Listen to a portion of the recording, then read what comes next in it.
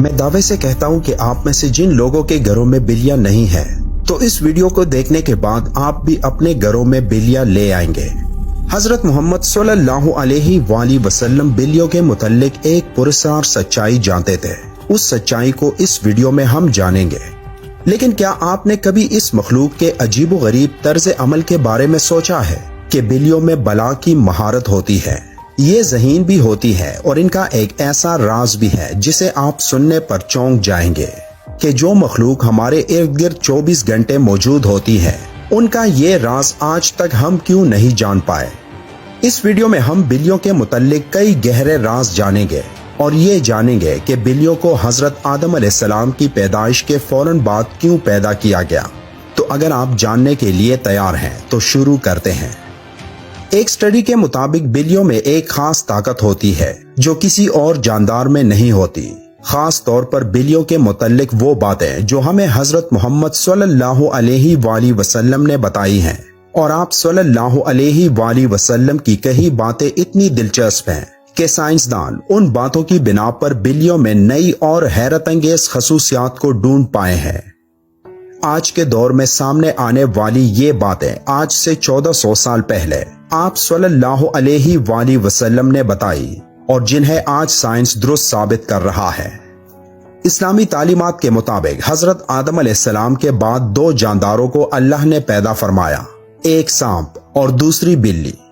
سانپ کے برعکس بلی میں اللہ نے کچھ پراسرار خصوصیات رکھی ہیں جن کی وجہ سے ایک انسان اس سے لاتعداد فائدے حاصل کر سکتا ہے۔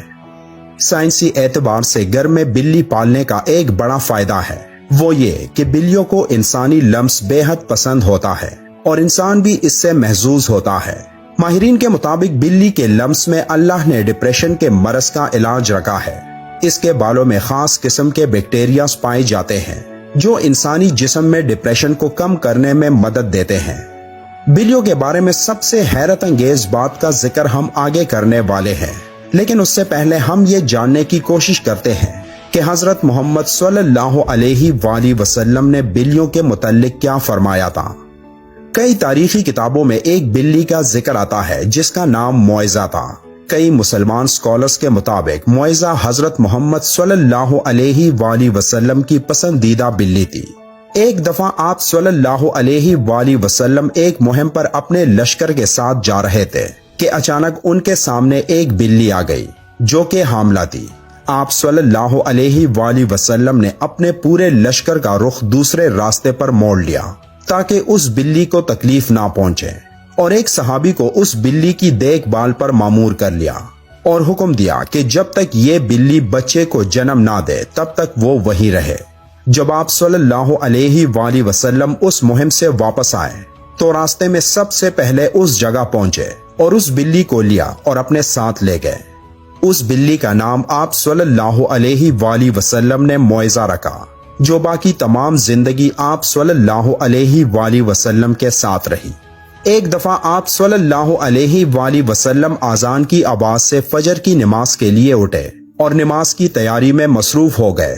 پھر جب نماز پڑھنے آئے تو دیکھا کہ ان کے مصلے پر وہ بلی سو رہی ہے، تو آپ صلی اللہ علیہ وآلہ وسلم نے ایک کینچی لی اور اس مصلے سے وہ حصہ کاٹ دیا جہاں وہ بلی سو رہی تھی تاکہ اس بلی کی نیند خراب نہ ہو۔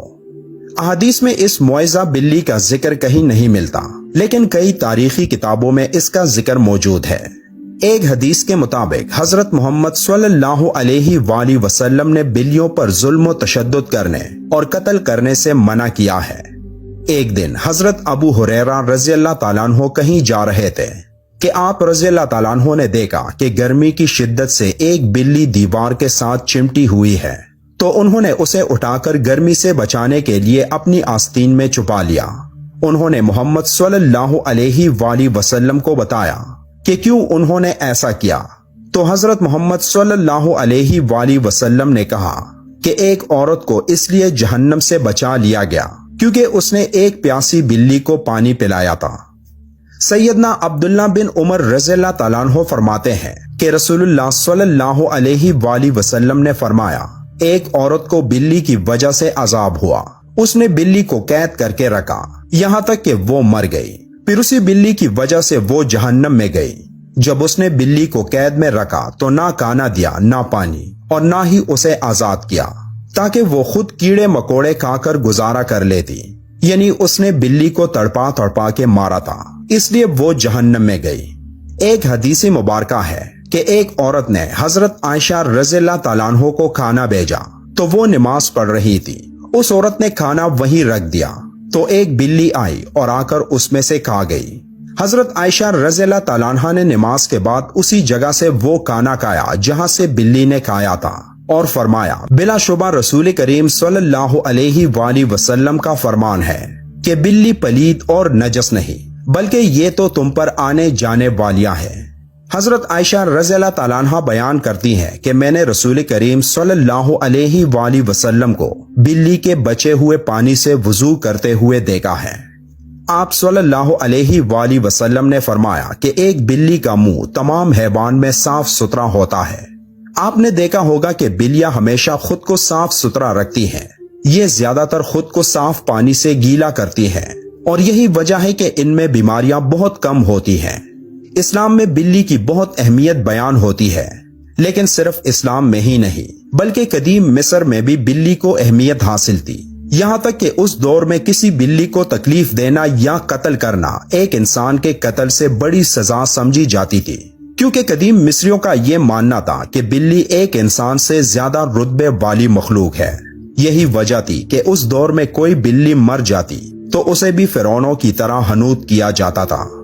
اسلام میں تمام جانداروں کے ساتھ اچھا سلوک دینے پر زور دیا گیا ہے، لیکن بلی کی اہمیت اس وجہ سے زیادہ ہے کہ بلی میں اللہ نے ایک خاص طاقت پوشیدہ رکھی ہے۔ ایک جگہ پڑھنے کو ملا کہ ایک دفعہ حضرت ابو بکر صدیق رضی اللہ تعالیٰ عنہ کو پورے بدن میں شدید تکلیف ہوئی اور وہ صحیح طور پر کھڑے بھی نہ ہو پاتے۔ وہ تکلیف اتنی تھی کہ آپ رضی اللہ تعالیٰ عنہ کو نماز پڑھنے میں بھی دشواری تھی، یہاں تک کہ ایک دن آپ رضی اللہ تعالیٰ عنہ نے ایک بلی کے بچے کی جان بچائی جب کچھ وحشی جانور اسے مارنے کی کوشش میں تھے۔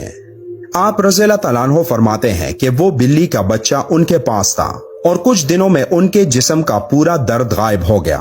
اور پھر ایک دن اس بلی کی ماں اس کو ڈھونڈتی ہوئی آئی اور اسے اپنے ساتھ لے گئی۔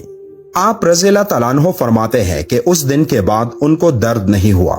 آپ نے یہ واقعہ فرماتے ہوئے کہا کہ اس رات حضرت محمد صلی اللہ علیہ وآلہ وسلم ان کے خواب میں آئے اور فرمانے لگے کہ اے ابو بکر، تمہاری تکلیف کو دور کرنے کے لیے اللہ نے آپ کے پاس ایک بلی کو بھیجا جس کی وجہ سے آپ کے جسم کا درد ٹھیک ہو گیا۔ جن لوگوں نے گھروں میں بلیاں پال رکھی ہوتی ہے تو انہیں یہ معلوم ہوگا کہ بلیاں کبھی کبھی نیند میں ایک عجیب آواز نکالتی ہے۔ ماہرین کے مطابق بلی کی اس آواز کی فریکوینسی 20 سے 140 ہرٹز تک ہوتی ہے، اور بلی کی آوازوں کی یہ فریکوینسی ایک انسانی صحت کے لیے نہایت مفید ثابت ہوتی ہے۔ آج کی ٹیکنالوجی کے پیچھے بھاگنے والے لوگوں کو بلی کے جسم میں موجود انرجی اور طاقت کا علم نہیں، لیکن قدیم زمانے کے لوگ بلیوں کی ان خصوصیات سے واقف تھے، اور یہی وجہ تھی کہ وہ لوگ بلیوں کو خود سے دور نہیں رکھتے تھے۔ فرانس میں کی گئی ایک تحقیق کے مطابق یہ معلوم ہوا ہے کہ ایک بلی کی آوازیں ایک انسان کے جسم میں تھکاوٹ اور سستی کو دور کرتے ہیں۔ یہ بھی کہا گیا کہ ایک بلی کے قریب رہنے سے جسم کے زخموں میں انفیکشن کا خطرہ کم ہوتا ہے اور وہ زخم بھی جلد ٹھیک ہو جاتے ہیں، اور بلیوں کے ان پراسرار آوازوں کی فریکوینسی سے ہارٹ اٹیک کا خطرہ بھی کم ہو جاتا ہے۔ بلی ایک پالتو جانور ہے، جیسا کہ پہلے احادیث مبارکہ میں بیان کر چکے ہیں کہ نبی کریم صلی اللہ علیہ وآلہ وسلم نے اس کے بارے میں فرمایا کہ یہ پلید نہیں بلکہ یہ تو گھر میں چکر لگانے والوں میں سے ہے۔ تو بلی کی تمام تر قباحتوں کے باوجود رسول اکرم صلی اللہ علیہ وآلہ وسلم نے اس کے ساتھ نرمی کا اظہار فرمایا ہے۔